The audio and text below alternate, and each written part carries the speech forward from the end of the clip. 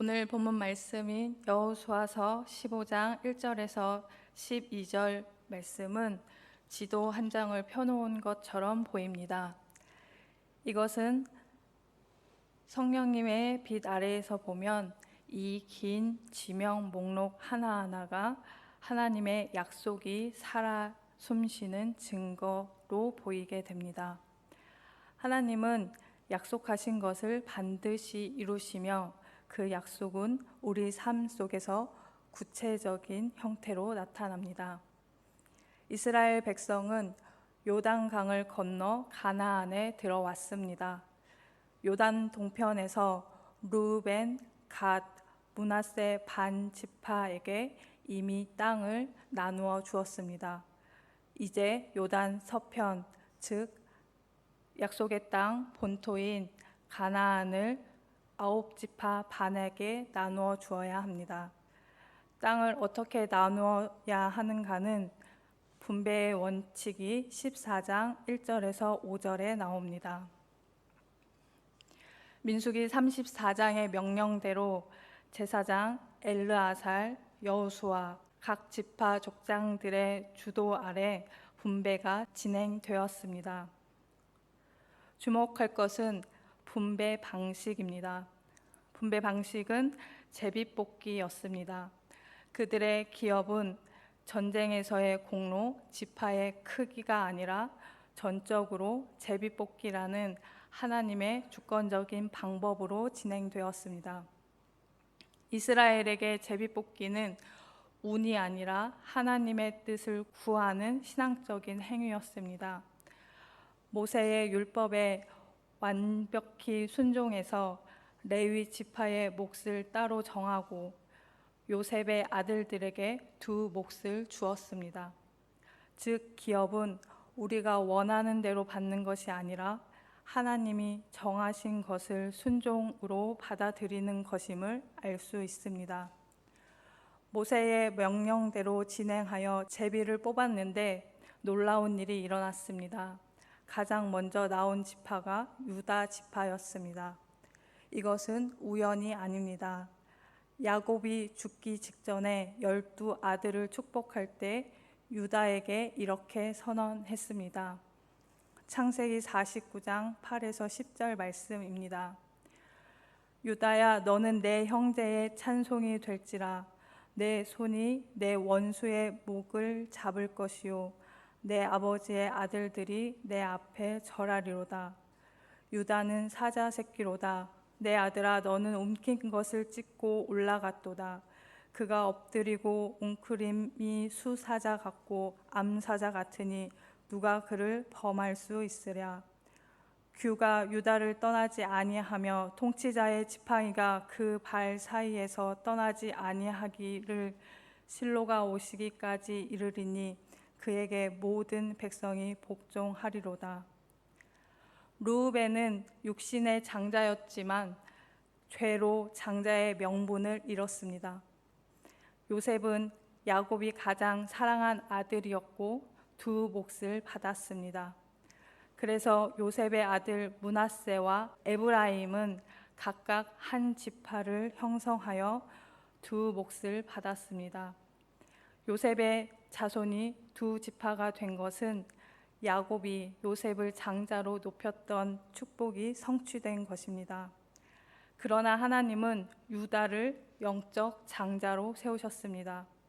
그래서 가나안 본토에서 가장 먼저 가장 넓고 풍요로운 땅을 유다에게 주셨습니다. 15장 1에서 12절을 보면 유다의 땅을 사방으로 자세히 그려줍니다. 성경 전체에서 가장 구조가 견고하고 치밀한 경계 서술 중 하나입니다. 이것을 통해서 하나님이 유다를 얼마나 중요하게 여기시는지 알 수 있습니다. 1절 말씀입니다. 우리 함께 읽겠습니다. 또 유다 자손의 지파가 그들의 가족대로 제비 뽑은 땅의 남쪽으로는 에돔 경계에 이르고 또 남쪽 끝은 신광야까지라. 남쪽 경계는 신광야와 에돔 경계에서 시작해서 가데스 바네아를 지나갑니다. 가데스 바네아는 이스라엘이 불순종으로 광야에서 돌아가게 되었던 슬픈 자리입니다. 그러나 하나님은 그 땅을 유다의 경계로 포함시키십니다. 이는 과거의 실패마저 하나님의 은혜 안에서 회복의 지경이 된다는 메시지로 볼 수 있습니다. 5절 말씀입니다. 그 동쪽 경계는 여메이니 요단 끝까지요, 그 북쪽 경계는 요단 끝에 있는 해만에서부터. 동쪽 경계는 사해이며 요단강까지 이어집니다. 그리고 북쪽 경계는 요단 끝에 있는 해만에서부터 힘논의 아들의 골짜기로 올라가서 아골 골짜기, 그리고 벳세메스와 기랏 여아림 등이 모두 유다의 경계 안에 들어옵니다. 12절을 보겠습니다. 서쪽 경계는 대해와 그 해안이니 유다 자손이 그들의 가족대로 받은 사방 경계가 이러하니라.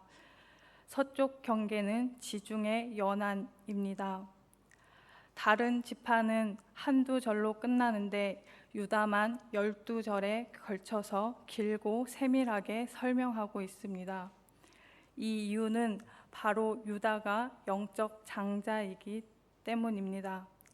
이 땅은 앞으로 다윗 왕조가 일어날 땅이고 메시아 예수께서 탄생하실 땅이요, 하나님의 영원한 나라가 시작될 땅이기 때문입니다.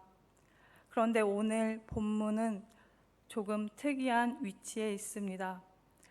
앞과 뒤가 갈렙의 이야기로 둘러싸여 있는 것입니다.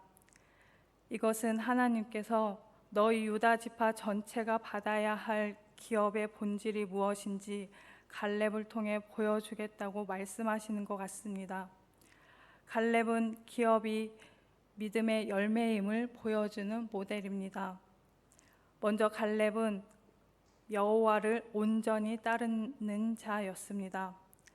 40년 전 가나안 정탐에서 10명의 정탐꾼들이 두려움에 빠져서 백성들을 낙탐케 했을 때 갈렙은 담대하게 우리는 능히 올라가서 그 땅을 취하자라고 고백했습니다. 하나님은 그 믿음을 인정해 주시고 내 발로 밟는 땅을 반드시 내게 주리라 라고 약속해 주셨습니다. 그리고 갈렙은 하나님이 함께 하시면 어떤 장벽도 넘겠다는 믿음의 소유자였습니다. 갈렙은 85세일 때 여호수아 앞에 당당히 서서 말했습니다. 내가 45년 전에 가데스 바네아에서 보고했던 그 땅 헤브론을 내게 주십시오. 갈렙이 요구한 헤브론은 당시 아낙 자손인 거인족의 본거지였습니다. 그리고 더불어서 그는 말합니다. 여호와께서 나와 함께 계시면 내가 능히 그들을 쫓아낼 수 있나이다. 그리고 실제로 갈렙은 아낙 자손 거인들을 쫓아내고 헤브론을 차지합니다. 이 고백은 유다 지파 전체가 가져야 할 신앙의 핵심입니다.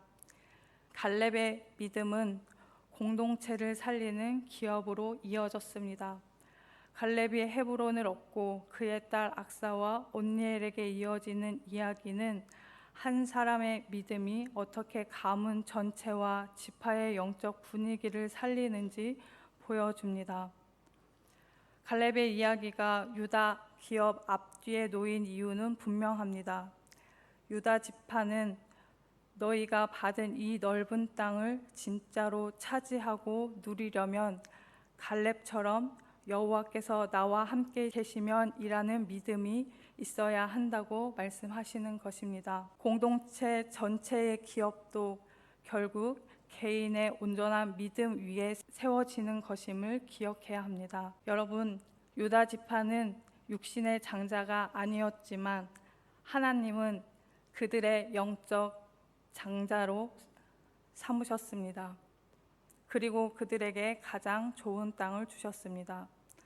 우리도 마찬가지입니다. 우리는 혈통이나 공로로 하나님의 자녀가 된 것이 아닙니다.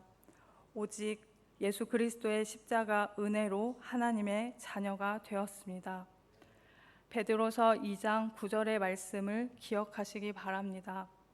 그러나 너희는 택하신 족속이요 왕 같은 제사장이요 거룩한 나라요 그의 소유가 된 백성이니 이는 너희를 어두운 데서 불러내어 그의 기이한 빛에 들어가게 하신 이의 아름다운 덕을 선포하게 하려 하심이라. 하나님께서 오늘 우리도 그리스도 안에서 영적 장자로 세우셨습니다. 하나님께서 유다처럼 영적 장자로 세워진 사람에게 확실한 기업을 주십니다. 이제 갈렙처럼 하나님을 온전히 쫓는 사람이 되어서 믿음으로 기업을 취하시는 여러분 모두 되시기를 바랍니다. 그런데 그 약속의 기업을 실제로 취하고 누리려면 갈렙처럼 하나님이 나와 함께 하시면 할 수 있다는 믿음이 필요합니다. 우리 주님이 우리에게 너희가 구할 것은 먼저 그의 나라와 그의 의라고 하시면서 그 외의 것은 더하여 주리라 라고 약속하셨습니다. 상황과 형편을 보지 마시고 주님께서 우리에게 약속해 주신 믿음으로 발을 내디디면 내가 너의 기업을 이루리라 하신 말씀을 붙잡고 나아가서 갈렙이 쟁취한 헤브론을 여러분들도 모두 쟁취하시길 예수님의 이름으로 축복합니다.